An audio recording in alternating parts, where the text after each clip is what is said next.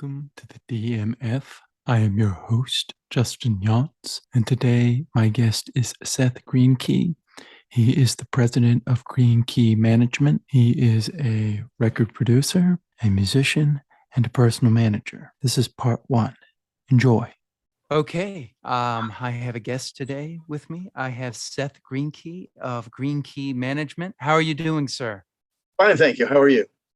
I'm doing well. I'm doing well. So, am I to understand you grew up in Long Island? That's where you grew up. No, I was brought up on Long Island, and I grew up when I left. Were you intrigued by show business as a kid? I'm not show business per se. My interests were just gut instinct music. I was begging for a piano from the time I was 3, and I knew as a 3-year-old my mom wasn't going to take me seriously unless I really pressed the point. I was very self-aware as a 3.5-year-old. So I said, I have to convince her I really want a piano. So the first thing I said to her in the morning when she got me up was, Mommy, I want a piano. And the last thing I said to her at night when she put me to bed was, Mommy, I want a piano. I did this every day for 4 years. Finally, at the age of 7.5, I got a piano. And by the time I was 12, I was playing 8 instruments pretty proficiently. Did you pick it up like by ear, or were you somebody had that had to be lessons. trained? You had lessons? I had lessons, yeah. I think my inspiration was my grandfather. And I don't know if you can see it, but there's a baby grand piano over Oh, here. wow. And that was my grandfather's. Oh, that's so And cool. See, I used play to, the piano as well, so I can relate.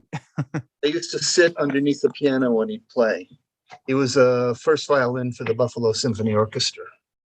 He was Wow. a pretty good musician. He was just strictly an amateur.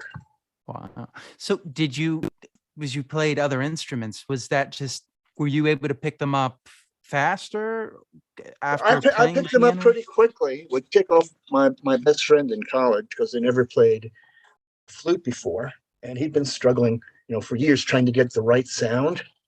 And I never played woodwind, so I picked up his flute, and inside of 5 minutes, I was getting the tone he'd been seeking for years.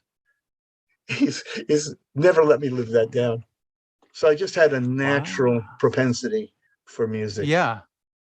So all right. So then you go to Monmouth University. Is that where Monmouth? Excuse me. Yeah. Monmouth. I tried to find the pronunciation. I couldn't find it. Yeah, there you go. Monmouth. Yeah. So is that kind of where you started to become serious with music, or had that already happened? Oh, I was playing in bands from the time I was 15, 16. So what were the inspirations? Well, as I said, my grandfather was a great inspiration. Without him trying, without me really realizing it, it was until years later I said, I guess I was influenced, but it was just inherent. I just had an inherent desire to play music. And then I joined a band in high school, and then I joined another band, and we played at beach clubs on Long Island during the summer. And then I joined another band. We played, if friends were having a party, we'd get hired. Sometimes we played for the school. And then I, without knowing anything about the Catskills, and I know a lot of the audience may not know what the Catskills are or were. It's funny, for a Jewish boy from Long Island, I didn't know from the Catskills. I just knew beach clubs on Long Island. But one of my amplifiers needed a tube, the old-fashioned tubes. I've got my old Fender Bassman top sitting over there. So I needed a tube. My dad would sometimes work. He was a salesman, and he would go visit people. And he was up in the Bronx, where he was from, at an electronics store to pick up a tube for my amp. And he saw a sign on the wall that said organ player wanted, summer job. So he brought home the sign. I called the number, complete stranger, and they asked me if I played organ. And I said yes, because it said organ player needed. I said, yeah. He said, what are you doing this weekend? I said, nothing. You want to come audition with us up in the Catskills? I said, okay. So on Friday afternoon or Saturday, it was just at the end of the school year, before the summer season started up in the resorts. that these three strangers came down from the Bronx, drove down from the Bronx to Freeport, Long Island. Guy came up, the drummer owned the car. He was the oldest guy in the group. He was 19, so he was the mature one. And he had this souped up 1956 Olds 98. Here, with the engine and everything. So they pulled up, and I had my Farfisa organ, and it was a single compact. It wasn't until the next year that they got the bigger one. I had a single compact. I played. They needed a bass player, so I played bass with my left hand with the black keys that they had on it, and we loaded all our equipment in the car, and they already had their equipment in the car, and they also brought an extra passenger, a girl named Wendy, with whom I'm friends again through Facebook. But when I met her, she was sitting in the back seat, and there was no room for me in the back seat, but I had to get in the back seat. There were cymbals and their guitar cases running past us, and we were all squeezed in. The drums were taking up most of the trunks. The guitar player's amp was back there, and there just wasn't a lot of room, and we were squeezed. Had to like push the door and kind of like made us introduce ourselves to each other, you might say. Wendy and I in the back seat, Bill, Danny, and Steve in the front seat. And we'd never played before. We'd never rehearsed before. So after we started on the road, Phil took out his Fender Stratocaster and from the case, and he started playing acoustically. So we started going over songs we knew in common, so that when we go up there to rehearse, to audition, we knew what songs we might be able to play. So Phil's playing it acoustically, and then Danny starts to sing, and my jaw dropped open. And the other two guys go, uh-huh. He was known as the Golden Voice Putz. Sorry, Danny. He had an incredible voice. He went to the High School of Music and Art, which later became Fame School, but it was known as the High School of Music and Art. And he could sing anything from opera to James Brown. And he could scream, and it wouldn't hurt his throat. And then he'd go back into opera or standards. He just had a gift. He still performs to this day. Wow. And so we started practicing harmonies, and being the one who knew the most about music theory other than Danny, I was teaching the other guys harmony parts. And we started harmonizing. We were doing songs from a group called the Beau Brummels, and Cry Just a Little, which has 4-part harmony in it. So we're rehearsing as we're driving up. And then we get up to this small hotel called the Fieldston, where we're going to audition the next day. And so they gave us one room. And we had a girl in the car. So we had to draw straws. Who was going to sleep in the car? Because there were only 3 beds in the bedroom, and there were 5 of us. And there was one double bed. So we had to draw straws. Well, Wendy, of course, gets a bed. So now it's the 4 of us going for 2 beds or 2 in the car. Fortunately, I won one of the beds. And so Danny and Phil, Steve and Phil are in the car. And the 3 remaining were in the room. Danny starts to sing opera. As soon as the lights go out, he starts singing opera. So next day we audition. We get 10 minutes to practice. And we set up our equipment before the owner of the hotel comes in, and we start practicing. We immediately had an incredible blend. We were more than the sum of our parts, and that served us well for the next years. So then the owner came in. We had rehearsed a standard in case the old people wanted to hear a standard. So we did a couple of we did Kansas City by Wilbur Harrison. We did another typical rock song that everybody knows, and then the guy said, "That's a very nice voice, but can you do something a little nicer?" So we launched into Kai Winding's More, and then Danny started to use his nice voice. Oh my God, what a beautiful voice! So, but we didn't get hired. But we did. We were asked to play for a buffet that they were having outside. So we set up to play outside for the preseason guests that were there, and then it started to rain. And so we're all worried about getting shocks. So our guitar player had his hands on his strings and see this little puddle of water starting to work its way towards where the mic stand was.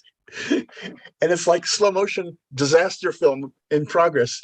And then he touches his strings, and sparks flew out from his fingers. The guitar goes up in the air. You can see like end over end over end. The guitar neck lands tilt first into this giant swan of made out of chopped liver. It was a hysterical scene. You had to be there. But if you can imagine this guitar arcing through the air, landing into a big swan of chopped liver, that was the scene. So we went and rehearsed in another. We returned to the Catskills. Our agent sent us up to another place, and we ended up getting a job at a place we never auditioned for. I mean, I could go on for hours about my Catskills experience. But, so how early was it till were you writing your own songs at this point? I started writing poems when I was 4. I didn't know it was a thing. I started writing songs when I was 8 or 9. I didn't know it was a thing. I didn't know it was something you did. And it turns out that a great uncle of mine is a famous songwriter. I didn't know that till many years later. So it's just all kind of in the genes. So how do you get into now managing the band? Funny you should ask. It's funny. I'm in a Catskills mindset because I belong to a Catskills humor nostalgia site. So sometimes I will fall into that. Of course, there's a lot of show business up there. That was the heart and soul of comedy, where today's comics came from. Okay, so I got involved with a small record company in New York City at 1650 Broadway. They wanted to produce one of my songs that I had written. So I signed a publishing deal with them, and they recorded it. And they used the NBC orchestra. They had this pretty good singer, but he was more like Frankie Lane instead of being in the rock field. And the arrangements they used for him and the tempo, they screwed it up. So I went to the owner of the record company. I said, "You guys screwed this up. I can do this better." So I got my old singer from my rock band. I sped the tape up. We were lucky. It ended up in the right key with a better tempo. And that was the first time I produced a record. It may have been the first time, because I know I produced other stuff when I was still in college. I recruited a bunch of guys and drove them to New York City, and we went into a big recording studio there to do another one of my songs. But then I eventually became vice president of this small record company, and I had an office up at 1650 Broadway. Well, when I was 21, I had my name in gold on the door. It was like I was very proud of that. And this is Bell Sound Studios, correct? No, this is a couple of years before Bell Sound. This is a small record company at 1650 Broadway. Then, I was still in college at that time. Bell Sound was after college. I did college. I had a couple of summers where I played music for a couple of summers in college. One was going back with the rock band to a much nicer hotel, where we won the Catskills Hotel Rock Band Battle of the Bands. Big deal. That was like the icing on the cake. And there's an hour story there, but we can move ahead. So if you want to get to Bell Sound, okay, I've graduated. I lived in Jersey City for 4 months. I didn't like it. I moved into the city, and then I moved in with a girlfriend my parents didn't know about. And I'm trying to make sure I'm getting the order right. Was I on the road first? I was on the road first. After college, I was living with my girlfriend, and we got a bun in the oven, and we needed money. I was working as an apprentice record producer. I wasn't really making good money. So I answered an ad in the Village Voice for somebody needed for a keyboardist, and I went on the road with them. So I was able to make money to provide for the birth of Bun. But I was on the road for a full year. We were never without work. We were always booked 5 weeks in advance. And then when I was finished with that, I lived in Nashville for a while. I was in the Nashville music scene for a bit, but I was too rock and roll for Nashville. I went back to Yeah. yeah, I went back to New York, and then that's when I started at Bell Sound as a producer, and I brought in a group, made a deal with the studio that they let me use the studio. I just had to pay for materials and pay $15 an hour to the engineer. So we spent about 100 hours producing an album. And with 4 people, 5 people in the group splitting the $15 an hour, it was not something we couldn't do. And I would go up to Scranton, Pennsylvania, where they were based, and I go up there to rehearse them, and then we come back and record. Then we go back up there to rehearse and come back to New York to record. And so that's how I developed my relationship. I started my relationship. And then I So became I'm sorry, but then I became a manager, sales manager. But I also had free reign to use any one of their 4 studios after hours, which was point in the world.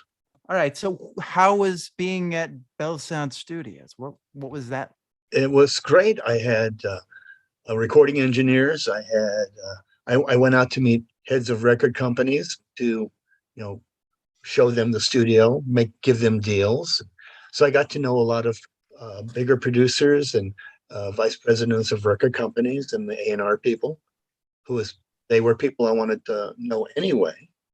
Mm-hmm. And I would sometimes bring them in, give them a tour of the studios. Bell Sound was a semi-legendary recording studio in New York back in the late 60s, 70s, and probably through the mid-late 70s.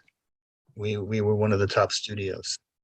I watched your performance on the Joe Franklin show as Oh, well you as did the not. John King show. Yes, I did. What and you sang the song "The Commuter." How did Right. you're talking about it in the I don't think it was that interview, but it was another interview where you talked about how you were on the subway and that's kind of how you came up with the song. And then you also sing the song "Looking in the Eyes for Love." I don't know if that's the name of the song, but I gathered from Looking the in the lyrics. eyes of love. Yeah. It's just a song I wrote, just a ballad I wrote. And yes, Yeah, The it's good. I Commuter. like that. Thank you very much. And The Commuter was a song that was inspired by sort of combination of 2 different people. I had met somebody on a bus when I was commuting from college to New York for the small record company. And then he was the kind of guy who would drink 3 martinis just for the trip home. And he was a wealthy a well-to-do advertising exec who apparently didn't like commuting and didn't like his job, and I don't think he much cared for his wife and his kids, but that's what his life was. He just looked so He sounds like the guy from Mad Men. yeah, well, this was years before. And and on the subway there was just this guy, salt and pepper hair, well dressed, but he looked like he was going to his funeral. He just said, look at this. And I just got the inspiration from that. How did you come up with a tune for The Commuter? This comes That just comes. There's no deciding it. It it, just it comes when you're sitting.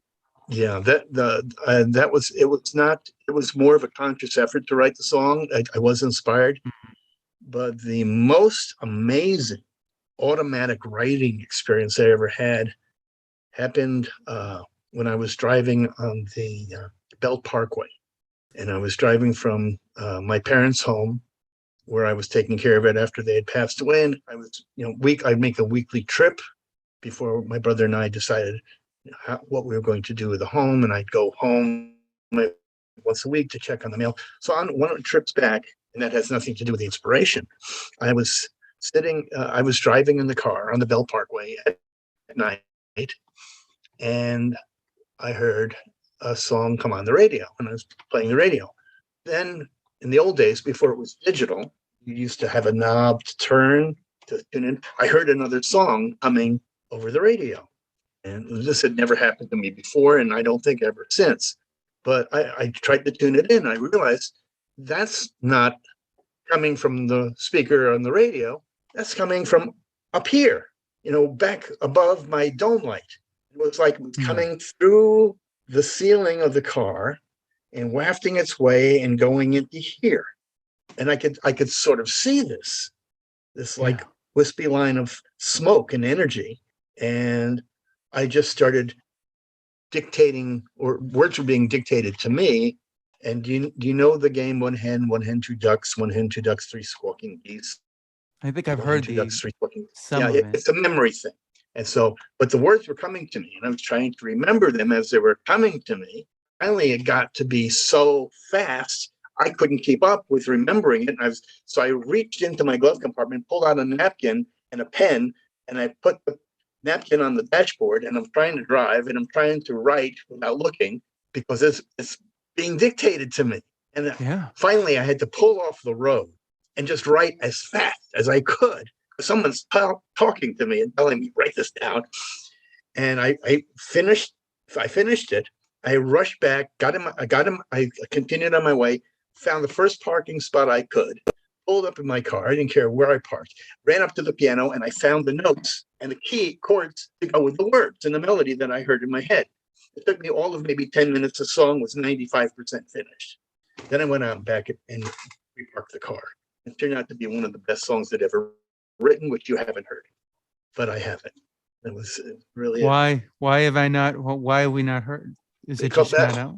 It's not out. It was never released. I tried to sell it a few times. I did not, but it's a nice piano voice demo. I did with a studio singer who I'm still friends with, and she's still singing. Her name's Diane Garisto, and she used to be a background singer for Laura Nyro. So she does Laura Nyro tribute shows, and she has her own band. So she's still singing. She's still at it. I also found that you tell them this story on the show that you helped write. I Know I'll Never Fall in Love Again. Oh, yeah. Well, I didn't help write it. I had a lawsuit because I believed I was ripped off. Eventually, we came to a settlement. It's still a bitter memory. It was just me up against this giant record company. Yeah. And we caught one of the.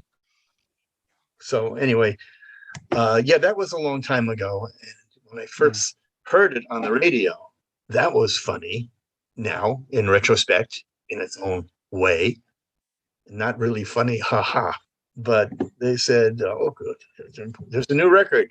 It was written by Manuel. So, it's got to be good. It's produced by Ron Dante. Oh, that's got to be good. And it's Dionne Warwick. I always liked her. And before the song is 1/3 of the way through, I'm singing along with it, like I know it. But but like I said, there was a settlement. Finally, it took 5 years. I understand. It took 5 years. I understand. But, It was interesting on the. I think it was not the John King, the Joe Franklin one. That's the one where like he has you sing it, and then they put the camera on you, and they don't cut away or do anything. They just keep it on a close-up shot of it. And I'm like, we've come a long way from from those days. Like nowadays, they would like cut around, show the audience, show that. It's just a still shot. I'm just like, really? Wow. I know I'd seen the show before. I mean, who hadn't seen Joe Franklin back in those days? And I know when they did that and someone had they just kept the camera on them and the person just sitting there. How do I not look like a douche? Okay. So I figure, okay, if they do that to me, I'll just start to mouth the words just to be a little active, a little involved with it. So yeah, you pretty much described how it was. And then the John King one, when you come to sing, you can barely see anything. I'm like, the shooting up. It's like, where is it? So yeah, very, I very thought that amateur. was. But I thought I did a good job of lip syncing that. You did. That's when you wrote that down there. It's like, is he lip syncing? I don't know. Yeah, I practiced. You practiced. I got it down. I got it down pretty well before I got on the show, and the guy could not pronounce my name. I also learned that you knew Bruce Springsteen before he was before he was big. Before he was big. Yeah. Yeah. What was that like? Was he Well, we all knew interesting? he was going to be big. Well, the story behind that was I was at a friend's studio in Belmar, New Jersey. It was a then state of the art 8-track studio where you could do real multi tracking. So I was doing a couple of my songs, and I was going from guitar to bass to keyboard to vibraphone to drums. And then I was doing multi track vocals. And then when I wasn't done with my session yet, somebody came into the studio, into where the control area. So it didn't bother me. I was still doing my thing. And so when I was done, I said to the engineer, who I also went to college with, I said, thanks, Jim. And just as I was leaving, I got a tap on my shoulder. Shortish guy, not terribly tall. Said, hey, I've got a girl group coming in a few minutes, and their bass player not going to make it. Can you fill in? I said, you got chord sheets? He said, yeah. I said, fine. If I can read the chord sheets, no problem. Now, from the time my group back in college was being produced by a pretty good producer in New York, when I was signed, our group was signed to Old Town Records. And our producer, named Bobby Lance, who wrote House That Jack Built, that Aretha Franklin made a hit, he was showing our bass player a couple of fancy bass runs.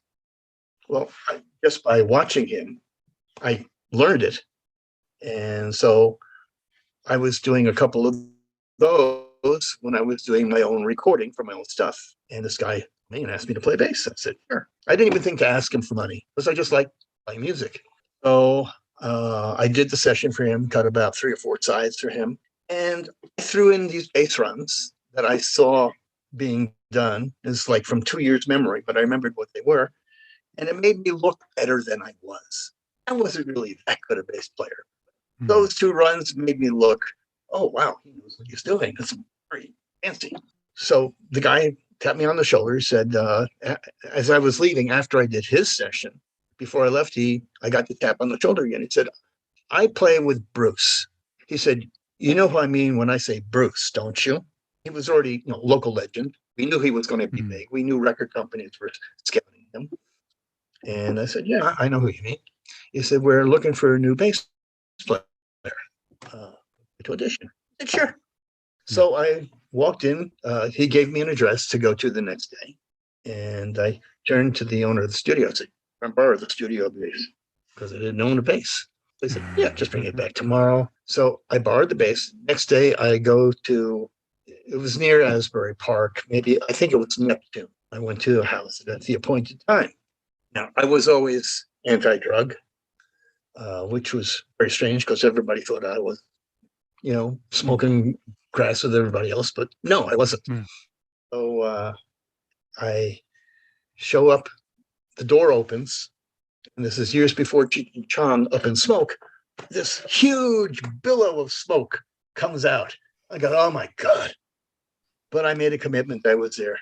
I turned my head, took a deep breath of fresh air, and I walked in. And it wasn't until I was halfway across the living room through all the smoke that I saw Bruce.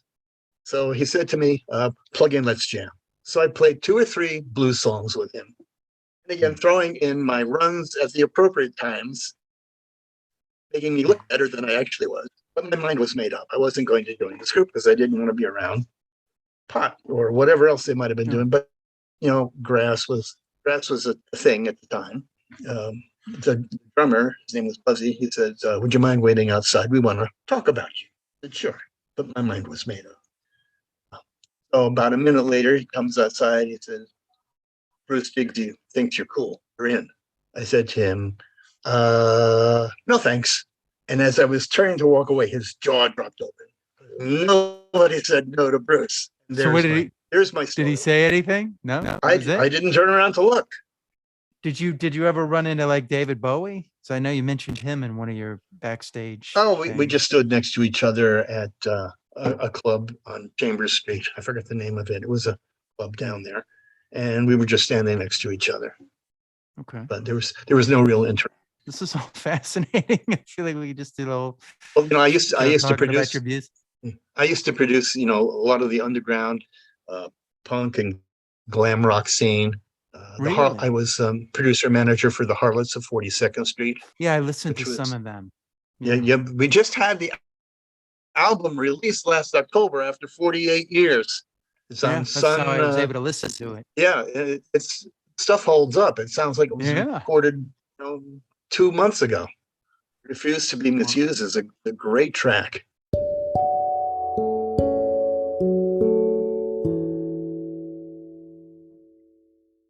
okay, that about does it for part one of my interview with Seth Greenkey. I hope you enjoyed it. I want to thank him personally for coming on. As always, you can find me at Justin Yachts. Please like, share, and subscribe, and maybe consider checking out the YouTube channel. And I will see you next time on the DMF.